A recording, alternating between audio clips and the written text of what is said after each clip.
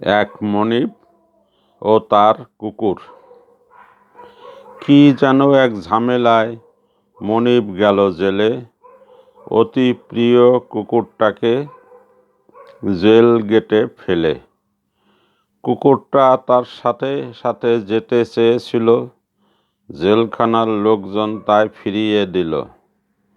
অগত্যা জেলগেটেরই বাইরে বসে ভাবে, মনিব হয়তো খানিক পরে এই পথেই যাবে। বসে থাকে একলা সেথায়, দিন চলে যায়, মনিব তবু আসছে না যে, কি হবে উপায়। অবশেষে ঘুমিয়ে যায় রাত্রে জেল গেটে, দুপুর হতে রাত অবধি অনাহারি পেটে। বারংবার জাগে আর ব্যাকুল হয়ে দেখে, মনিব কেন বের হয় না ওই ঘরটা থেকে। এভাবেই রাত পোহায়, যখন ভোর হলো, দেহ হলো শক্তিহীন, ভীষণ খিদে পেল। জোটে না একটু খাবার কিংবা একটু জল, আস্তে আস্তে কমে আসে তাই দেহের বল। কোত্থেকে এক পাগল হঠাৎ করে এসে দুটো রুটি খেতে দিল গভীর ভালোবেসে।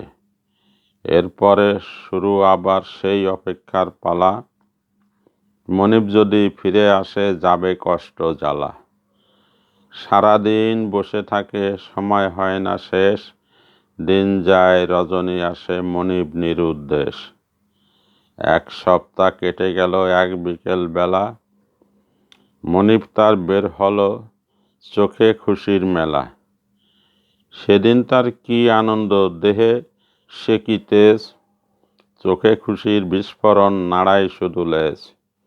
মনিব তার মাথায় যখন বুলিয়ে দেয় হাত, ভুলে যায় কষ্টকর সেই 7 দিন 7 রাত।